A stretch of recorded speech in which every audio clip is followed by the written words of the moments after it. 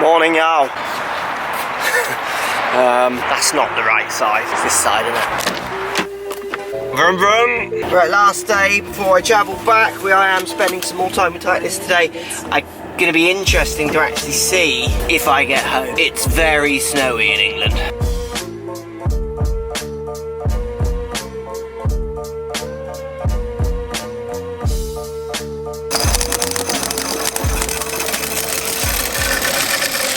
So you're dropping ball bearings on a wedge to test how durable it is? Yes, to test the durability of the coatings that go on our clubs. And are you doing this, so I see you've got some hybrids here, same thing, so you're dropping them on to see how long it takes before it starts to wear off? That is correct. Checking the adhesion, making sure that it meets our minimum standards so we know that the paint or whatever coating is on the club is going to last when someone skyrockets it. Or how many skyrockets they've got before it does come off, because I guess you can't make it not come off as such, can you? Eventually it will come off, yes. Will always at some point damage them somehow. If they hit rocks with their clubs, yes, that'll happen. But we want to make sure it doesn't come off before it's supposed to. And then you'll do the same with the irons, obviously, as well. We do it with all of our products. Like this, silicon carbide. Right, so you're dropping that onto clubs now. So this is simulating like just the particles like rocks and sand and also just abrasion resistance. So if you were to take a shaft in and out of a golf bag all day long, or any sort of friction, so that test is more for friction-based kind of wear to make sure that the paints and things and finishes on our heads as well resist abrasion. So this is like a rubber you're rubbing on the back of this iron. That is correct. I actually might have a sample that I can show you somewhere around here. Are you going to push that to tolerance? Are you going to push, or are you just working at different levels? Does that make sense? We actually test any of these tests that we run. We actually run everything to failure. Yeah. So we let it go. If that takes 20,000 cycles, we'll go 20,000 cycles to make sure that we. So you know where the end is as such. We know where it's going to fail, and that's the only way. Unless you test to failure, you don't really know if you can improve. Cool. Right? If you just get to what your minimum requirements are, and then you stop, you don't know if things are better or worse. The golfer out there who just keeps going with it. So we always go to the very end, and then that way we know when we're doing the next things whether we're better or worse than we were before. Yeah, good stuff.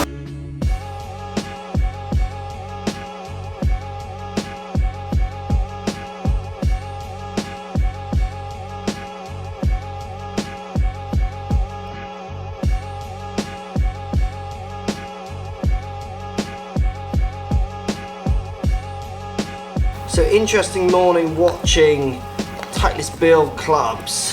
For consumers, I've been in many factories now with different brands, and Titleist certainly up there with the best of them. Again, working with those tolerances on the consumer level, like I've kind of not seen before really. It was very clear that the pride in what they were building and to its specs was at the forefront of everything they were doing, but in a mass production way. It was quite impressive. We then headed on, blooming flies around. We then headed on to the Scotty Cameron workshop.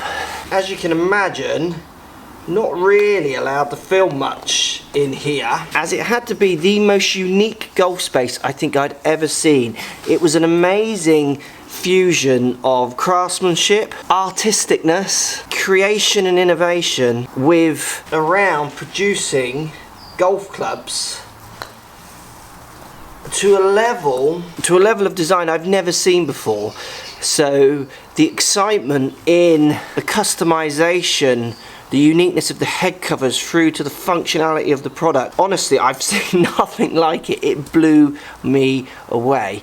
Now Scotty himself showed me around. It was fantastic. Showed me every room. It was like a real honor to go around that space. It's like this. It's a unit where you would never know where it is. There's the tiniest sign on the door. It's not where he wants people particularly going. It's kind of his private space to kind of be free to design and inspire him and his crew. But we were lucky enough to. He was telling me about stories about his philosophy on putting, and also the players that he's kind of worked with over the years, from Tiger to Justin Thomas, Ben Crenshaw and many more. This is what he had to say.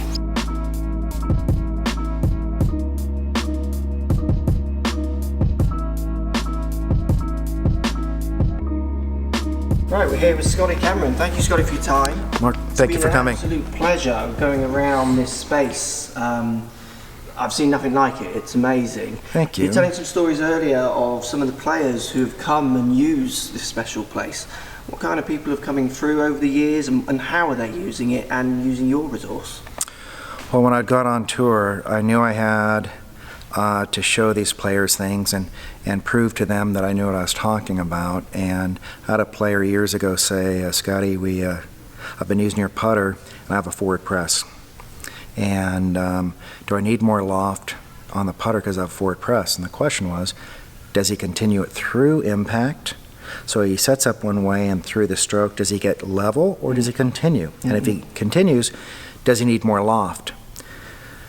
Great question. So high-speed video, I worked on it for years. I'm going back 23 years to show you the player that affects the putter, that affects the golf ball. They're all intertwined. So a lot of these systems today, they can help in some ways, but if you're not showing the person or the body, be careful here, because it'll come back and say, well, your face at impact is 3 degrees open or 3 degrees closed. The issue is they don't show you how you're aimed up way right. That at impact, you have to close that putter to get it on track. So I'm a big believer in showing the person and the putter and the performance of the ball.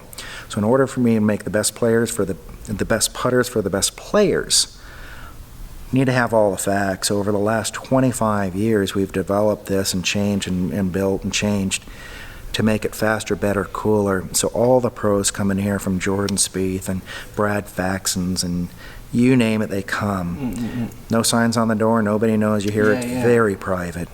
We'll go from here out the door and build a putter. I can mill it, grind it, weld it, create it, come back in here, and that's exactly with Justin Thomas. What happened with him was he needed this, needed that. We did it, we came back in, takes it out in January last year, and starts winning everything, Player of the Year.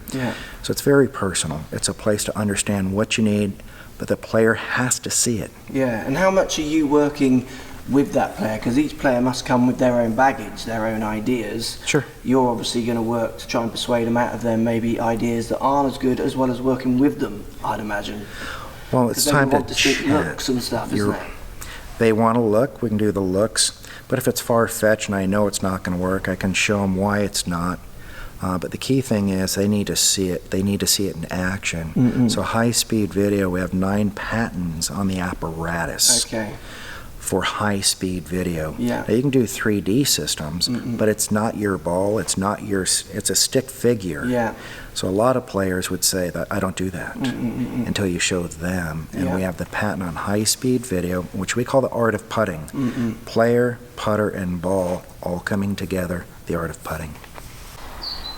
I reckon Scotty is one of the most inspirational characters I think I've ever talked to in the golf industry. Absolute pleasure to meet that guy. We then headed back and we met, I think it was JJ and Aaron, who work on tour with the players and the Titleist product, and players maybe, well, that's a different thing. And we got to see the tour workshop, which you're going to see now. Now this place is working on, you could say, tighter tolerances, but what that really means, let's pretend a player wants, say, a 56.5 degree lofted wedge, they'll do it for them.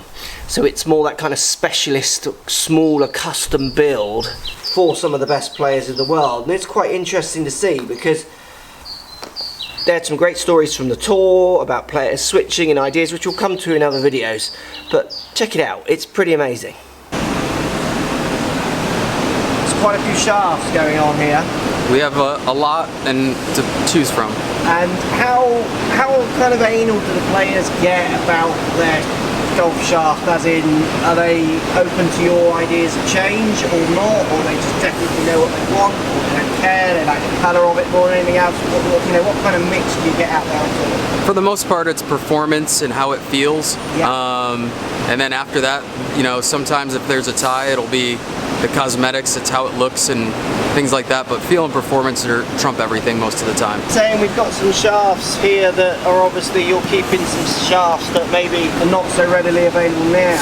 Some players will just stick with the game that they trust over years and years and years, I guess. Yeah, we can do so much in the head that you get used to a certain feel, how a shaft loads and plays, that they want to remove that portion of the program, yeah, and then get all the performance we can out of the head.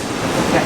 So in the tour section of the build, I'm seeing similar machines here that I'm seeing over on the consumer side, if you like. I mean, those tolerances are it's almost like they start in here and then they end up there as well. Same idea, when our players want very consistent product, but so do our consumers. Yeah. And so the same idea is if we can test something on a small scale here, where we're building a few less clubs than over there, then we can make sure that it works at a larger scale. So we've got some interesting names on here. David Slab III, Zach Johnson. This is a bit of a history lesson here of all the guys. I'm sure you don't keep their data in binder form anymore, but we've still got these binders here. What's the story? We do. So Bob is a note taker. He's always been that way. And there are certain situations with players where they say, hey, we really want to go back in time and I want to talk to you about that wedge we made back in 2011 or 2013. Right. And we always wanted to keep records of all those things so we could go back in time and pull up wedge orders from years and years ago and kind of relive the past a little bit and kind of go back to what we know was working. So this is basically what he was storing before it was all going on the database. That's right. That's amazing. Yeah, and this goes down to not only the specs in which it was built, but profiles, offset amounts, because offset and those things aren't as common today as they were back in Bob's era, but we still manage and keep those specs today. Fantastic.